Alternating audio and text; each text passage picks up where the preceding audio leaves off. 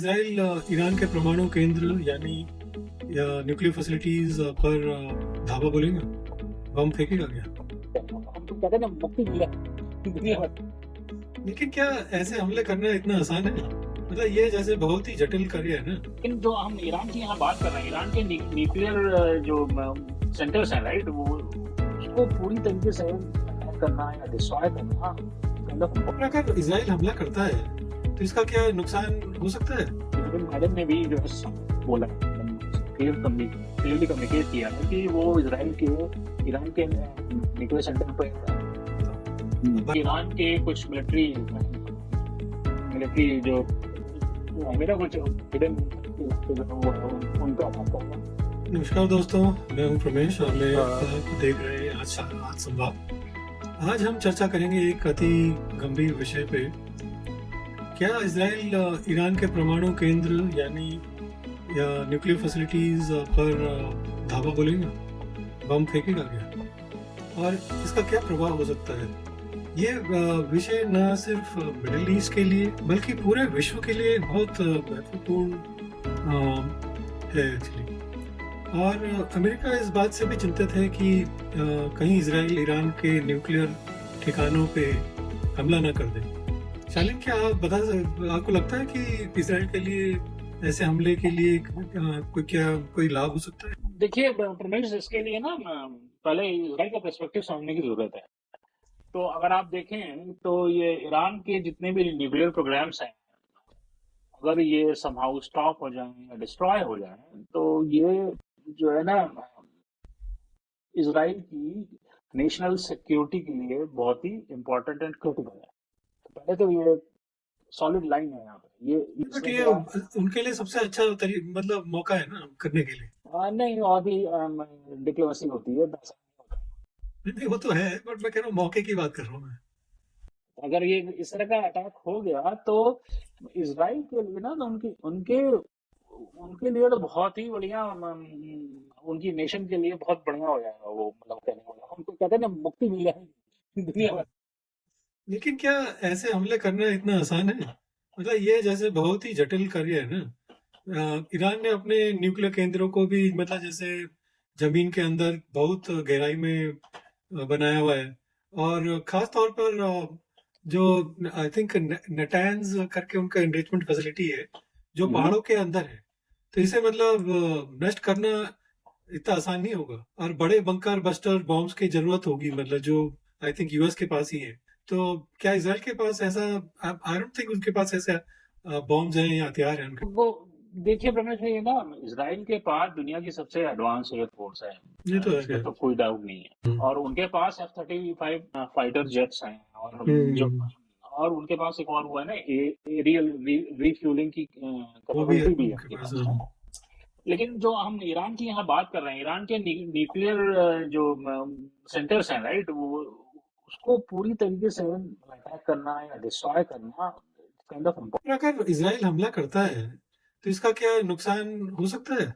क्योंकि सबसे बड़ा खतरा ये है कि ये पूरी मिडिल ईस्ट जो एरिया है उसमें मतलब एक बड़ा युद्ध का भी कारण बन सकता है ना। क्योंकि ईरान अपने प्रॉक्सीज जैसे हिजबुल्ला और हouthis जो हैं वो रिबेल्स का जो इस्तेमाल करेगा।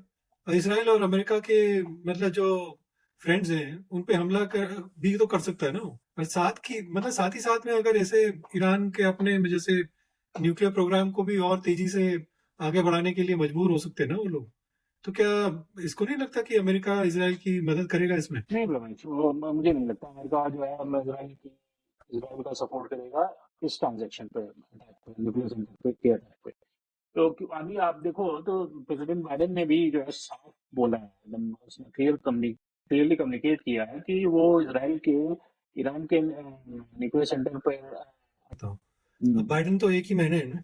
अगर जो है 2-3 महीने रुक जाए इसराइल जनवरी में, तो अगर सपोज ट्रम्प आ जाता है वापस, अगर हैरिस आती है तो चलो फिर तो वो तो कंटिन्यू करेगी बाइडेन की पॉलिसीज। अगर ट्रम्प आ जाता है तो ट्रम्प ने तो बोला है कि उड़ा दो उनकी फैसिलिटीज। ये सब देखिए, ये इलेक्शन के स्टंट है और डायलॉग्स हैं। तो डोनाल्ड ट्रम्प अभी बोल रहा है क्योंकि वो इलेक्शन प्रोसेस में। तो प्रश्न ये है फिर इसराइल के पास फिर क्या विकल्प है? इजराइल देखिए कभी नहीं न्यूक्लियर अटैक कर सकता, इसका भी नहीं।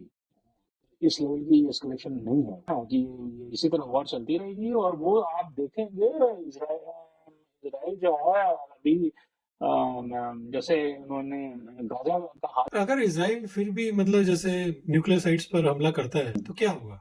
इससे बहुत मतलब खतरनाक स्थिति नहीं हो जाए? जैसे ईरान के इरादे न्यूक्लियर हथियार बनाने से और मजबूत मतलब जैसे हो सकते हैं। वो अपने न्यूक्लियर प्रोग्राम्स को और ज्यादा सुरक्षित तरीके से दोबारा शुरू कर सकता है। इससे लॉन्ग टर्म में मतलब इसराइल की सुरक्षा के लिए भी मतलब खतरा है। और क्या लगता नहीं कि मतलब ये इसराइल जैसे जोखिम उठाएगा अगर ऐसा करेगा तो? देखिए, इजराइल नहीं करेगा अटैक उनके न्यूक्लियर, क्योंकि उसको फिर अमेरिका का पोजीशन करना पड़ेगा।